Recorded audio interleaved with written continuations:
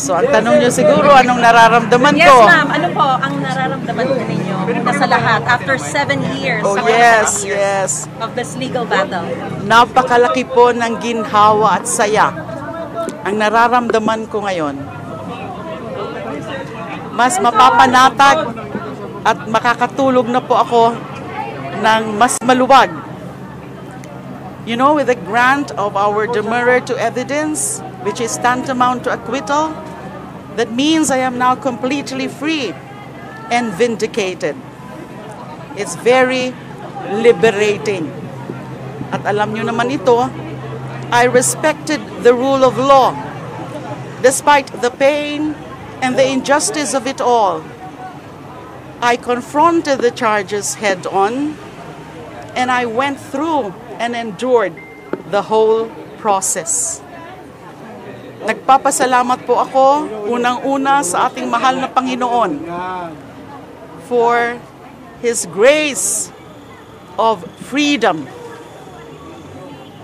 permanent or full freedom and vindication, na hindi niya po ako pinabayaan all throughout my journey and ordeal.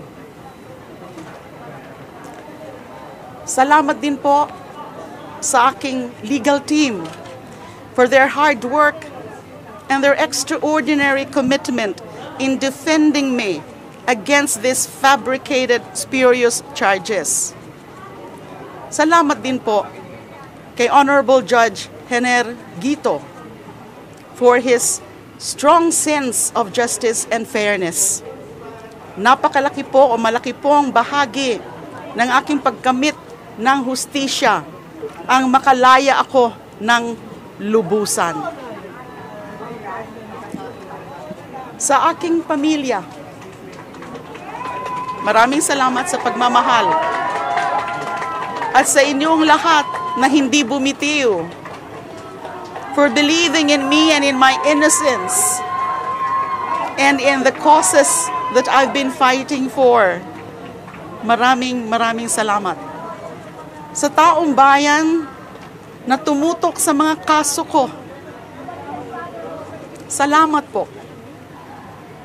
At sabay-sabay pa nating tutukan ang paniniguro na mababayaran ng mga abusado sa kapangyarihan at mga umalipusta sa mga karapatang pantao. At ito po ang message ko sa dating Pangulo, kay Ginoong Duterte. Kayo ngayon ang mananagot sa mga kasalanan niyo sa taong bayan. Isa lang po akong biktima. Libo-libo mga Pilipino ang pinaslang nila nung nakaraang madugo at peking war on drugs. Maraming pamilya ang naulila. Yung iba nga hindi nga pinatay pero nabubulok naman sila sa mga kulungan dahil sa mali at baluktot ng pagpapatupad ng batas. Isa po ako na nakadanas niyan na walang katuturang pagpapakulong.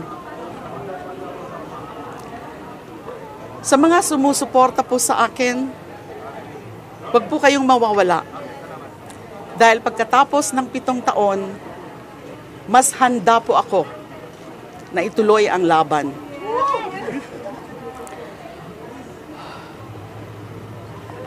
Let's pray together. Let's work together. Let's fight and win together. Tuloy ang laban. Ma'am, yung sinasabi niyo po na tuloy ang laban, does this mean that you are going to run for the Senate? No, I have no decision yet. What I meant by tuloy ang laban kontra sa injustices and sa oppression. Dahil ang dami nga po mga naging biktima ng injustice and oppression. Yun po ang ibig kong sabihin. What's next for Senator De Lima? Well, I'm still really adjusting sa buhay ko ngayon, lalo na ngayon na talagang complete freedom na ito para sa akin. Marami po akong mga engagements ngayon at nagtuturo naman po ako ngayon and babalik ko siguro ako sa practice, although limited capacity. And tutulong pa ako syempre sa Liberal Party because I happen to be the spokesperson of Liberal Party. And in fact, this is such a meaningful triumph for me also because it coincided with the 3rd death anniversary of the former President Benigno S. Aquino III na si Pinoy. So namimiss ko nga po. I'm sure he was with us sa courtroom kanina in spirit. How about sa ICC, ma'am? Meron po ba kayong gustong sabihin? Tumutulong po ako dyan, tutulong po ako. And kaya nga po, yung naging mensahe ko kay Ginoong Duterte ay siya ngayon ang mananagot. Kailangan panagutin. Dahil wala namang nangyayari dito sa Pilipinas. Konting-konti lang yung na-prosecute at nako-convict nila. At nandyan ang ICC.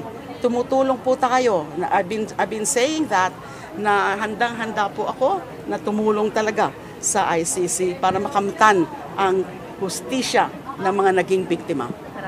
Maraming salamat. Thank you, ma'am. So technically, wala na pong lahat, no? Lahat ng cases. Ano na?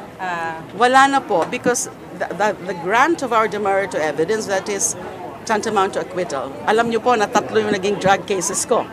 Nag-grant yung demurrer to evidence ng isa, na-acquit ako totally sa isa. Ito naman ngayon, another grant of demurrer which is tantamount to acquittal. Meron pa nga ho kaming isang case na maliit na kaso, yung disobedience to subpoena or to summons, disobedience to summons, na napakatagal na. Kaya dinismiss na po ng RTC. Sa METC po yon.